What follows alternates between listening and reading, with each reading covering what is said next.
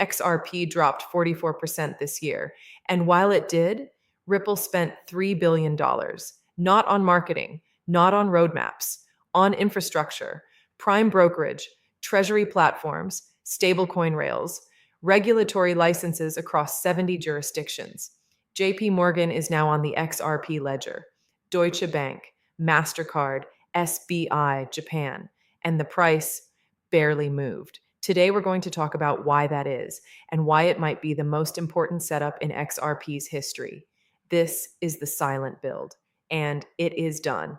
Before we get into what Ripple built, let me make sure we're all working from the same foundation, because the phrase infrastructure stack gets thrown around a lot in XRP conversations, and most of the time, nobody stops to explain what it actually means. So let's do that now. When a bank wants to move money internationally, it doesn't just hit send.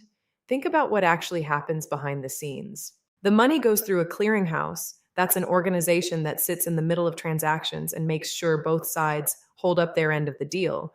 Then it moves through a prime broker.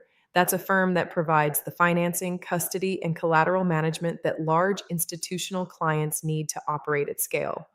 Then it needs custody, a secure vault where digital or traditional assets are held on behalf of the institution. Then it hits a settlement layer where the final exchange of value is recorded and confirmed. Then a compliance check, a regulatory filing, a reconciliation against the counterparty. Each one of those is a separate piece of the machine. And traditional finance has had all of these pieces for decades. SWIFT moves the messaging. The DTCC handles clearing and settlement in the US. JPMorgan's Kinexys platform handles cross-border settlement for some of the world's largest trades. These systems are slow, expensive, and historically closed to crypto. What Ripple has been doing since 2023 is building the exact same machine, but on blockchain rails, not a product, not an app, not a white paper, a full institutional infrastructure stack, clearinghouse access, prime brokerage, treasury management, stablecoin settlement, end to end. That is the silent build. And the reason it's been silent is that none of it shows up in the XRP price. Yet, let's walk through what Ripple actually assembled, piece by piece. Layer 1, Prime Brokerage, hidden road to Ripple Prime.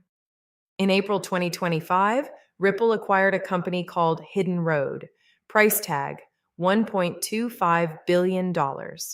Now, what is Hidden Road? Hidden Road is a global prime brokerage platform. At the time of acquisition, it was already clearing $3 trillion in annual volume across 300 institutional clients, $3 trillion per year. Hedge funds, banks, asset managers using Hidden Road for clearing, financing, and collateral management across foreign exchange, digital assets, derivatives, and fixed income. In traditional finance, a prime broker is the backbone of institutional trading. Without access to a prime broker, most large financial players can't operate at the scale the market demands. Ripple just bought one and rebranded it Ripple Prime. Now here's where it gets significant. In March 2026, Ripple Prime was officially listed on the DTCC. Let me explain what that means.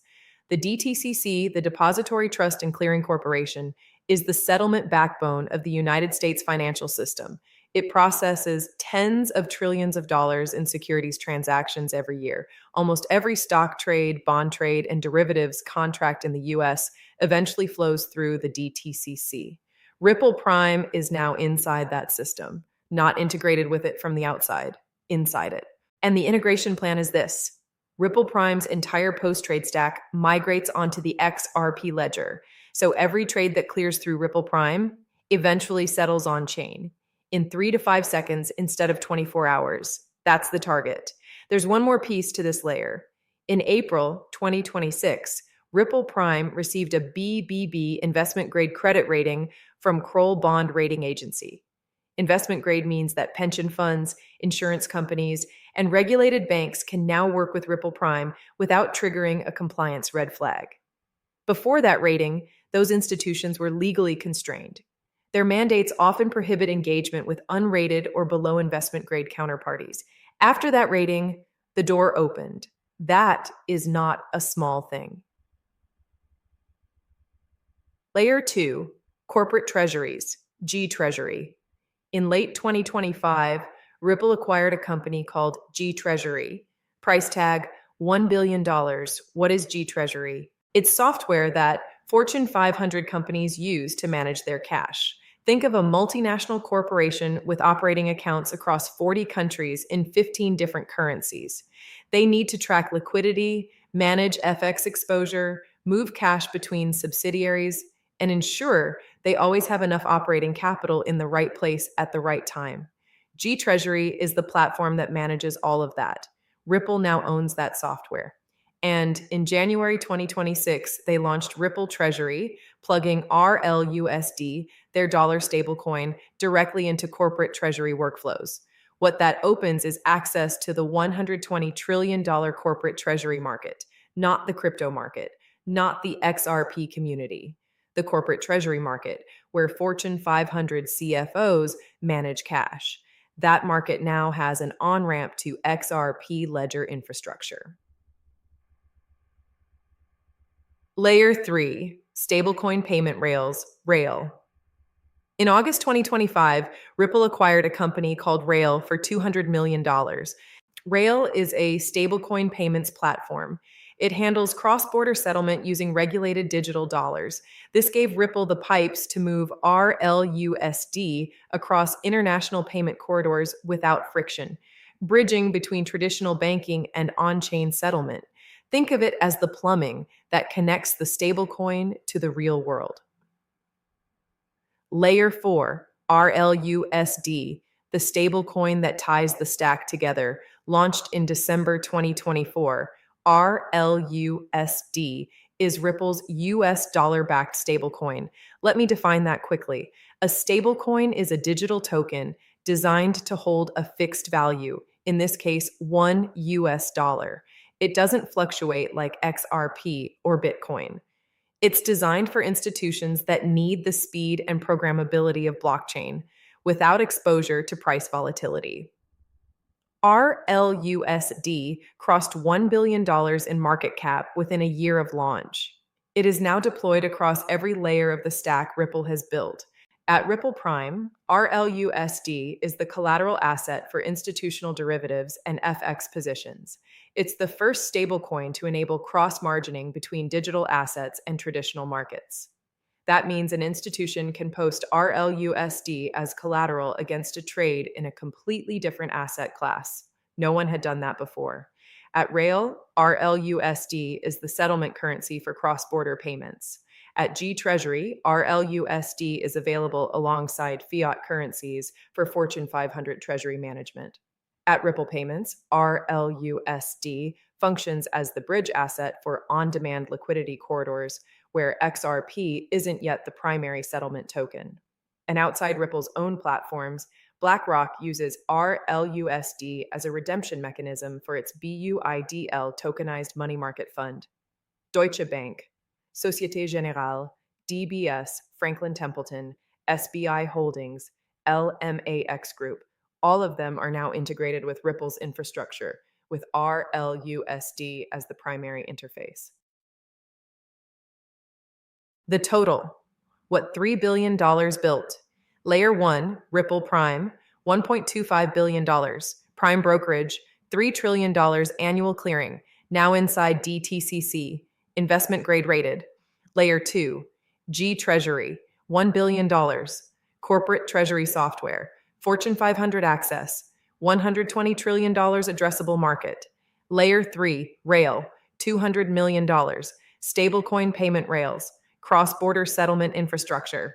Layer 4, RLUSD, the glue, $1 billion plus market cap, deployed across every layer, used by BlackRock, Deutsche Bank, LMAX, Franklin Templeton, plus 70 plus regulatory licenses globally, European passporting across 30 countries, Federal Reserve master account application pending. That is the machine, $3 billion, assembled quietly, while the price dropped. Now let's look at what this machine has actually produced, because at this point you might be wondering, are these just acquisitions on paper, or has any of this actually moved? Here's what has moved. In May 2026, Ripple, JPMorgan, Mastercard, and Ondo Finance completed the first ever cross-border, cross-bank tokenized US Treasury settlement on a public blockchain.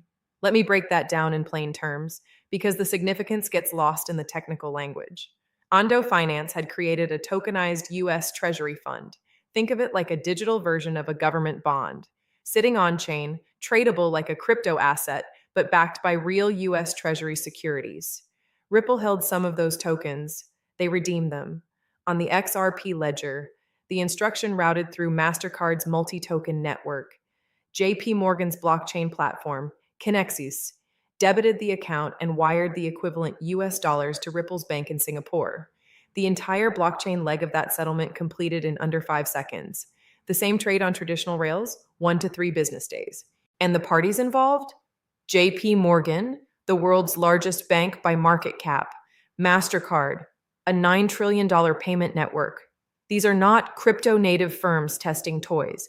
These are the institutions that run the global financial system, and they just ran a live settlement on the XRP Ledger. Beyond that single event, in 2026 alone, Ripple has closed 10 major institutional deals. Deutsche Bank, Germany's largest bank, $1.6 trillion in assets, integrated Ripple's payment infrastructure. Société Générale, $1.8 trillion AUM, launched its euro stablecoin on XRPL. SBI Holdings, one of Japan's largest financial groups, launched RLUSD in Japan with JFSA regulatory approval in June 2026.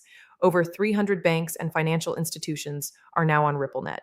On-demand liquidity, the XRP-powered cross-border payment product, processed $1.2 billion in Q1 2026, up 45% year over year, opening new corridors in Brazil and Japan. The machine is not hypothetical, it is operational. Now, here is where I'm going to be straight with you, because if you've been watching all of this happen and watching XRP sit at $1, you deserve an honest answer, not a rationalization, the actual answer. Most of these institutional wins route through RLUSD, not XRP. The JPMorgan Treasury settlement, the bridge asset was RLUSD. XRP collected a fraction of a cent in network fees. The Deutsche Bank integration, Deutsche Bank said explicitly they would not use XRP directly. Société Générale launched its euro stablecoin on XRPL. XRP's role? The negligible network fee. One analysis found that of Ripple's 10 major deals in 2026, 3 didn't touch the XRP ledger at all. The 7 that did used RLUSD for settlement, with XRP paying network fees averaging $0.00002 per transaction.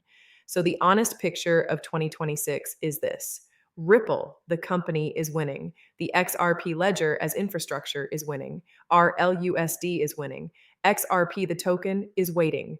And that's not a failure of the thesis. That's a timing gap between infrastructure readiness and routing decisions. But you should know it clearly, not learn it from someone else later. Now, what actually converts this infrastructure success into XRP demand? 3 things. Switch 1, ODL scaling. On-demand liquidity is the one Ripple product that specifically requires XRP as the bridge asset for cross-border payments. It works like this. Instead of a bank pre-funding a foreign currency account, which ties up capital, they use XRP as a real-time bridge. Buy XRP on one end, send, sell on the other end. The whole thing settles in seconds, and the bank never needs to hold a foreign currency reserve. ODL processed $1.2 billion in Q1 2026, up 45% year over year. Only 40% of RippleNet's 300-plus partners currently use it. The bottleneck is liquidity depth in new corridors. When there's not enough XRP liquidity in a specific market, banks default to RLUSD instead. Trident Digital is building a $500 million dedicated XRP liquidity pool targeting African corridors, phased rollout targeting mid-2026. When that liquidity exists, the economics of ODL become hard for partners to ignore. If ODL adoption goes from 40% to 60% of RippleNet partners, XRP demand scales with it. Switch 2, RLUSD migration to XRPL. Right now, 76% of RLUSD supply sits on Ethereum. because that's where the stablecoin infrastructure is more mature. Ripple executives have said publicly they expect XRPL to eventually overtake Ethereum for RLUSD volume. When that migration happens, even partially, hundreds of millions in stablecoin liquidity flows through the XRP ledger, generating transaction fees paid in XRP and making XRPL a more attractive settlement environment for every other product in the stack. This switch doesn't require legislation. It's an internal execution milestone. Switch 3, the Clarity Act. This is the legislative event that federally classifies XRP as a commodity. Without it, pension funds, insurance companies, and sovereign wealth funds face legal liability for holding XRP directly on their balance sheets. So they use Ripple's infrastructure, but route through RLUSD, which doesn't carry the same regulatory ambiguity. With it, the institutional holders who have been watching from the sidelines get the green light to allocate directly. The Clarity Act passed the Senate Banking Committee 15-9 on May 14, 2026. It still needs a full Senate vote, reconciliation with the Agriculture Committee, and a presidential signature. Congress has a narrow window before the August recess. These three switches don't need to flip at the same time, but when two of them flip in close sequence, the routing decisions change. And when routing decisions change at the scale, Ripple now operates. The volume that flows through XRP is not a small number. Here is why all of this is time sensitive. Ripple CEO Brad Garlinghouse sat down with CNBC this week, and he made a statement that puts everything we've covered today in direct context. He said Ripple processed $16 trillion in payment and prime brokerage volume last year, and almost none of it ran through a digital asset. He called that the opportunity. Read that carefully. Not a goal, not a potential market. The gap between what Ripple already moves and what routes on-chain is $16 trillion. The silent build was never about creating new volume. Ripple already has the volume. The silent build was about building the rails, the clearing infrastructure, the prime brokerage, the treasury platform, the stablecoin, so that when the regulatory environment shifts and the routing decisions change, that $16 trillion has somewhere to go. The machine is built. The volume is already flowing through it. The question is when it moves on chain, and what happens to XRP when it does. That is what we are covering in the Red Series video this Thursday. Garlinghouse used two more words in that interview that I haven't mentioned yet. Black swan. We'll get into exactly what he means and why those two words matter more than anything else he said. This channel exists to audit what's actually happening with XRP, not to sell you a narrative. What we covered today is real. The acquisitions happened, the deals are signed, the DTCC listing is live, the investment grade rating is confirmed, and the honest tension is also real. The routing is going through RLUSD, not XRP, and the three switches haven't flipped yet. That's the full picture. If that kind of breakdown is useful to you, the subscribe button keeps it coming, and sharing this video with someone who holds XRP and doesn't understand why the price hasn't moved, that's probably the most useful thing it can do. Drop your question in the comments. Which of the three switches do you think flips first? I'll be reading Thursday, the $16 trillion number, the black swan, and what it actually means for XRP holders. Don't miss it.